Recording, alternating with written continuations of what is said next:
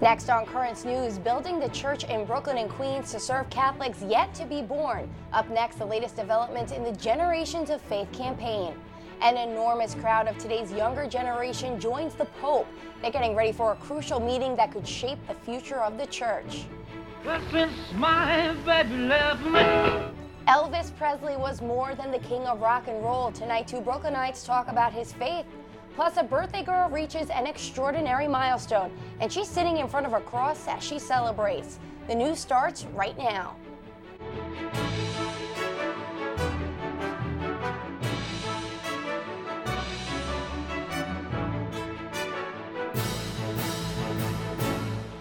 They want the church to look beautiful, and this is what's happening. The fruits of Bishop Nicholas DiMarzio's campaign to revitalize the churches of the Brooklyn Diocese. Hi, I'm Michelle Powers, in tonight for Liz Faublas.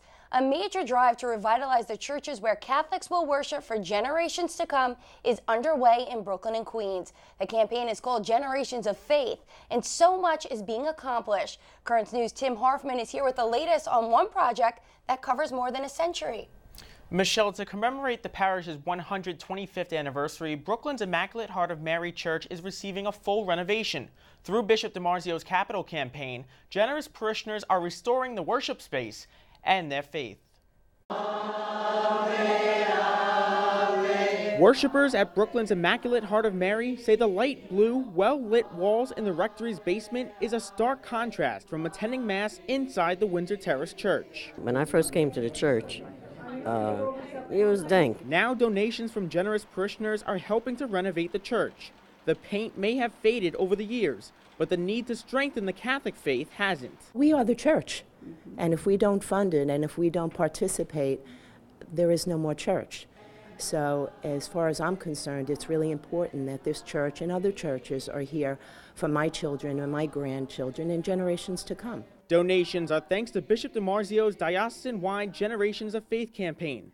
Monsignor Jamie Cicantiello has been leading the effort since it launched in 2015. We're celebrating the past. We're celebrating the generations before us, the sacrifices they made, the church that they left us. Part of the funds from the capital campaign also help care for retired priests and start youth programs in the church. From repainting the ceiling and murals to refurbishing wooden pews, donors have the chance to see the transformations for themselves. I looked over at the sculpture of John the Baptist and Jesus, and although I always thought it was beautiful, the detail and the colors, I mean, it actually brought you into the picture. All the way up on top. I never knew they had crosses up there. And then you can tell the difference. On one side, it's just as clean and clear. You couldn't see them, but now you can definitely see them. The parish surpassed its $300,000 goal, earning $380,000 in pledges. So far, Immaculate Heart collected more than half of that. The church's pastor, Father Elias Gill, says parishioners of Immaculate Heart take to heart their love for their Brooklyn church. They are so loving, so caring, and so generous, and they come faithfully every Sunday to the parish. And I always say to myself, how blessed I am. Father Gill hopes the renovations are complete by the end of September. The parish plans on celebrating the 125th anniversary in the newly renovated church on October 14th. Michelle. Tim, Immaculate Heart of Mary has done well, exceeding its goal. What about other parishes? And is the campaign still going on? So far, 175 parishes have gone over the top, and there are other parishes that are expected to do so as well. And the Generations of Faith drive is continuing through the next 3 years. So new pledges are also welcomed. That's great. When Bishop DiMarzio launched Generations of Faith, he set an ambitious goal, a grand total of $80 million to be raised. The Catholics of Brooklyn and Queens have zoomed well past that mark, pledging $128 million to keep the church strong for future generations. To date, $71 million has been raised. To participate in the vital effort, go online to catholicfoundationbq.org/generations. The Pope welcomed huge crowds of young people to the Vatican Sunday in a major buildup to October's big meeting about youth and their faith. The Holy Father had a powerful message for the young women and men about good and evil. Sharon Richardson reports on the excitement in Rome. St. Peter's Square was packed as some 90,000 people came to see Pope Francis.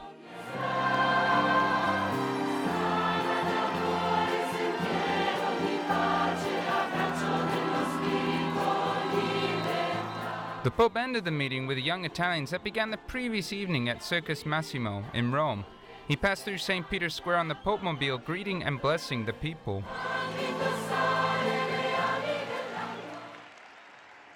Later, Francis reminded these boys and girls that to be a good Christian, it is not enough not to do evil. It is necessary to fight it with acts of kindness. Therefore, he asked them not to be lukewarm and indifferent. Questo atteggiamento è contrario al Vangelo ed è contrario anche all'indole di voi giovani, che per natura siete dinamici, appassionati e coraggiosi.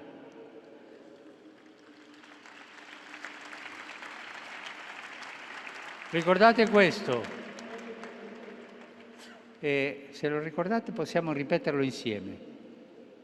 È buono non fare il male, ma è malo non fare il bene. The Pope encouraged them to be protagonists of the good, because each one is culpable, he said, of the good that he could do and has not done. Se non ci opponiamo al male, lo alimentiamo in modo tacito. È necessario intervenire dove il male si diffonde, perché il male si diffonde dove mancano cristiani audaci che si oppongono con il bene. Before leaving, Pope Francis blessed this image of the Virgin of Loreto and the crucifix of St. Damien, two objects the young Italians will take with them to the 2019 World Youth Day in Panama. The Holy Father has summoned bishops from around the world for the October meeting in Rome. It's known as a synod and will be an intense look at young people and the faith. In just a few days, the Pope is going to Ireland to celebrate the cornerstone of humanity, the family. Thousands will join the Holy Father in Dublin for the World Meeting of Families. New York's Pope station, Net TV, will have complete coverage of the historic gathering beginning Monday, August 20th on Currents News at 7:30 p.m. The Holy Father is keeping close tabs on the Chile sex abuse crisis. Francis is paying attention to every step the country's bishops are taking to address cases of abuse and ensure they never happen again. That word coming from the Vatican press office. The Pope also met at his residence with the head of the Chilean Council to Prevent Abuse to get an update. Boston's Cardinal Sean O'Malley is ordering an investigation into the city's main seminary. The move comes after two former seminarians made yet unproven allegations of activities that are, in the Cardinal's words, directly contrary to the moral standards of formation for the priesthood. Cardinal O'Malley is one of the Pope's chief advisors on clerical sex abuse prevention. He's put the seminary's rector on leave. The Catholic priest who miraculously survived a plane crash in Mexico is back at the altar. Father Ezekiel Sanchez celebrated Mass Sunday at his Illinois church for the first time since the airliner went down in July. Jeremy Ross reports the priest says the near-death experience changed him. Divine acts are normally mentioned in services. May Almighty God have mercy on us. Miracle is a word often spoken in church. Today, it's a reminder that it really does exist. At the Shrine of Our Lady of Guadalupe, hundreds, including Patty Gomez, say they're here to see the results of a miracle. We're here every Sunday, but today's an extra special day. Not many people survived. What happened? We can say that the miracle is about the airplane crashing and not burning up immediately so people can get out. This is Father Ezekiel Sanchez's first Mass since he and others got on a plane and took an emergency detour to the hospital.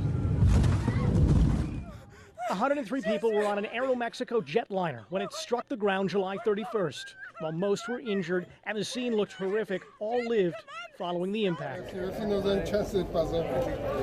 Days later, Father Sanchez was back in Chicago, seated in a wheelchair, his arm in a sling, surrounded by friends and family. But the miracle I see was that there were so many who cared about each other.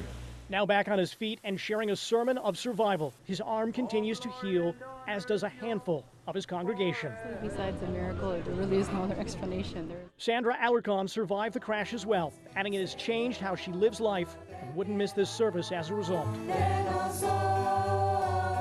Definitely, we need to be here to support him. The doctors have done their work. Now we have to heal the soul that only God can do for ourselves. Alarcon and other survivors joined Father Sanchez in a moment of prayer. You might cite physics or chance as for how they're all together. We got lucky on that airplane. But here, it is about a matter of faith. The power of miracles, the providence that God provides. While Father Sanchez is back here, we cannot say the same thing about his energy level. He still has bruising on his side. He'd like to continue regular services here, but that is up to both his doctor as well as his ongoing health. That was Jeremy Ross reporting from Des Plaines, Illinois. The murder of Egyptian Coptic Bishop Epiphanius has led to the arrest of an ex-monk. Prosecutors are accusing the defrocked monk of working with others to kill the bishop, who headed a monastery northeast of Cairo. No motive for the crime is known. Christian Copts make up about 10% of Egypt's population and have been targets of persecution. President Trump's 11-day working vacation is coming to a close today, and he's got a lot waiting for him as he returns to the White House. A fired aide's new tell-all book, the trial of his former campaign chief, and the Senate has announced hearings to confirm Supreme Court nominee Brett Kavanaugh will all begin soon. Karen Kafa looks at the president's post-vacation priorities. Away from the White House, the president wouldn't call it a vacation. They're renovating the White House. It's a long-term project, and they approved it years ago, and I said, well, I guess this would be a good place to be in the meantime. After 11 days at his New Jersey golf resort, Trump returns to Washington, which is a buzz, as former White House aide Omarosa Manigault-Newman promotes a tell-all book with TV appearances like this one on NBC's Today Show. There's a lot of very corrupt things that are happening in the White House, and I am going to blow the whistle on a lot of this. The former contestant on Trump's reality show, The Apprentice, also talking up secret recordings she made in the White House, prompting the president to hit back on Twitter, calling her a lowlife.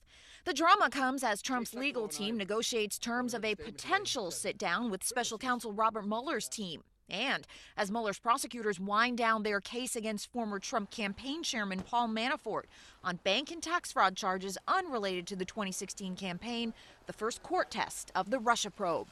Meanwhile, the Senate will begin confirmation hearings for Trump's Supreme Court pick Brett Kavanaugh in 3 weeks on September 4th, near the start of a crucial stretch for midterm campaigns. The president Monday signing a defense spending bill at Fort Drum in upstate New York, but also attending a fundraiser for Republican Congresswoman Claudia Tenney, who's in a very competitive House race. In Washington, Karen Kafa, Currents News.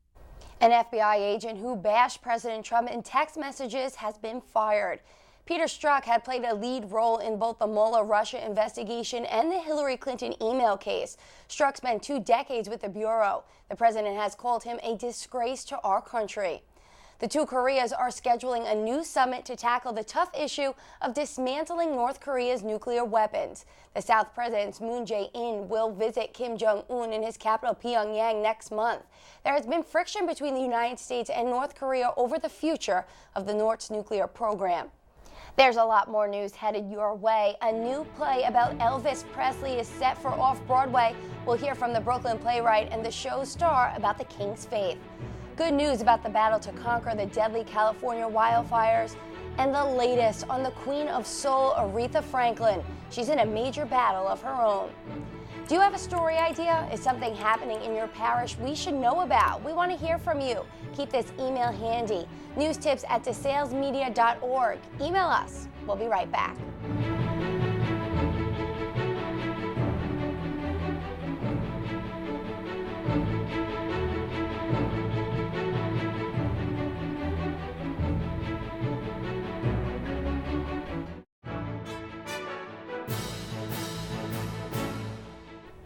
Elvis Presley is known as the King, a rock and roller who changed modern music. But a new play is in rehearsal that two Brooklynites hope shed light on another aspect of the singer's life, his Christian devotion. Currents News' Katie Anguser has the story. Elvis Presley! A household name, even 41 years after his death. Well, since my baby left me. Elvis Presley will forever be known as the King of rock and roll. But there was more to the man. Beyond the gyrations on stage, the gold records, and redefining music, there was an important part of his life that two Brooklynites hope more people will come to know. He was very spiritual.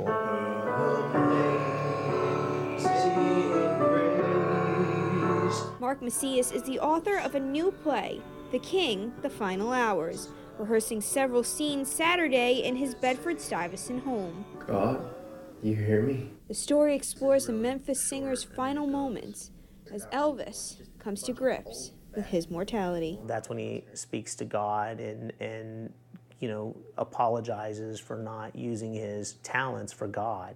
And that's actually historical. I've read that many times, that he wanted to use his talent for God, and he always believed that his talent was given to him to be used to spread God's word. Brett Bullard will perform as Elvis on stage when the play opens off-Broadway in October. The Catholic actor was born in the same hometown, Memphis, and has shared something else in common with the King. He and his family were all churchgoers, and they all sang in the choir, and they even had like a trio, and I would sing and praise by myself. And I think that that's something that really connects me to Elvis. The Christian Elvis found inspiration in faith. He would record dozens of gospel songs during his career. 3 were awarded Grammys. Since I was a little boy, my mom would play his gospel records. In fact, I probably thought he was more a gospel singer first than everything else. Though everyone else calls him the King, Elvis knew differently. One night in Las Vegas, he told the concert crowd that there was only one King, Jesus Christ. God gave him every talent in the world, and yet one day came when he had to face his Creator. Mark, a Christian himself, hopes that his play will paint a more complete portrait of Elvis. He may have been the king, and the most famous man in the world at that time, but he had personal struggles. A person with flaws, someone that's very relatable and not just an idea of a legend. Brett and Mark say the play is an artistic interpretation of what went through the King's mind at the end, when Elvis reflects on what might have been and reaches out to God. In Bedford-Stuyvesant, Katie Anguser, Currents News. The King, The Final Hours will be performed from October 17th through the 28th at the Producers Club Theater located at 358 West 44th Street in Manhattan. Ticket information is available online at the website thefinalhours.com/ticket-info. The legendary Queen of Soul, Aretha Franklin, is seriously ill according to multiple reports. Family and close friends are said to be at her side in Detroit.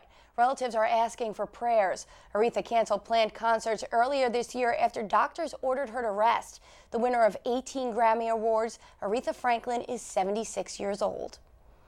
A big break in fighting the deadly wildfires that have ravaged California. The battle to contain the flames of more than a dozen fires is making major progress. Natasha Chen is standing by the fire zone with the latest. People in this subdivision of Corona where we are can step out in their backyards and look at this ridge behind them where we've seen more flames and smoke active within the last couple of hours. We've also seen crews shoot flares in targeted areas to create a backburn and control the fire line. Some good news finally for crews battling wildfires in California. They were able to make a massive gain in getting the holy fire under control over the weekend, going from 10% containment to over 50%. And that's great news for residents, too. Almost half of the 21,000 people under mandatory evacuation are able to return home. The man accused of starting the holy fire was in court Friday, pacing back and forth and shouting down charges. Charged in several counts involving arson, aggravated arson. It's a lie. Criminal threats. These are just allegations, sir, and resisting. Correct. At least 10 other large fires are burning across California, stretching exhausted fire crews thin. The largest fire in state history, the Mendocino complex, is made up of the ranch and river fires in the northern part of the state. It's charred more than 336,000 acres and is close to being contained. And the Carr fire, the second largest in California history, is above 60% contained after burning for 3 weeks and claiming the lives of 8 people. Forrest Gordon Clark, who's 51 and accused of starting this holy fire here in Southern California, has been charged with aggravated arson and is being held on $1 million bond. In Corona, California, Natasha Chen, back to you. Thank you, Natasha. Still to come on Currents News, on the streets of Queens, a tribute to Saint Rocco, a favorite of the Filipino Catholic community.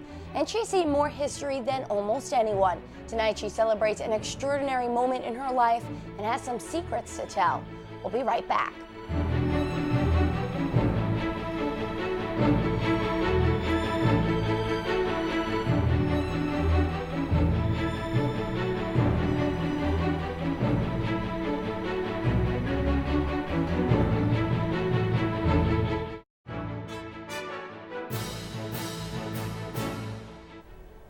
A big procession in Queens to honor the saint that Filipino Catholics are especially devoted to. Parishioners from Our Lady of Snows in Floral Park celebrated the feast day of Saint Rocco, walking to 5 homes in the neighborhood reciting the rosary. The 14th century holy man is venerated as a patron against contagious diseases after he devoted himself to plague victims. To read more on the Queen's procession and the woman behind it all, get the next edition of The Tablet. Nowadays, there are many apps that we can download to help the less fortunate. The World Food Program created the Share the Meal app, which allows you to donate 40 cents to feed a child for a day. You can select which country you want to help and be linked with a family that receives the aid. The app also accepts donations by posting to social media with the hashtag #ShareTheMeal. Do you want to know the secret to living a long life? Doris Snyder has the answer. She is seen sitting in front of a cross to celebrate a remarkable birthday. Monica Murphy has that story. You look very beautiful today. The birthday girl, Doris Snyder, is 110 years young. Family says she has grit, positivity, and an optimistic attitude about life. She is definitely the most unique person I've ever met. She truly has a genuine love for life and people. I try to be nice to everybody, and the older you get, the nicer they get. Doris says she's lived a great life. Born in 1908, she grew up in Chicago and then moved to Peoria during the Depression. In her younger years, she worked for a newspaper and traveled the world. Things have changed a lot. We had morals in the old days. She loves animals too. My first poodle, and I had 4 of them all together. What is the secret to a long life? It's been a simple life. I've never smoked, never even tried to smoke, never held a cigarette in my hand once. That, I think, is the biggest achievement I've done. She also ditches the white bread for wheat. And as she says, eating shredded wheat every day is another good thing. And then I don't drink, and I don't gamble. Every day, Doris reads and writes to keep her mind sharp. Perhaps that's why she can recall specific experiences dating back years ago. Her most memorable moment in history was World War II. She remembers people running down the streets yelling, "Extra, extra." We didn't think there'd be any more after that. But it seems to go on forever, doesn't it? Her family says despite the tough times in life, Doris strives to press forward to see the good. I'm so proud of my good health. It can't go on forever, but it seems to be. And like she's been doing for 110 years, she says she'll continue making every day count. Doris says staying active is important to a long life. She still exercises every day. That is Currents News. Thank you for joining us. I'm Michelle Powers. Set your DVR to record this program so that you never miss it, because we are putting your faith in the news. Hope to see you again next time.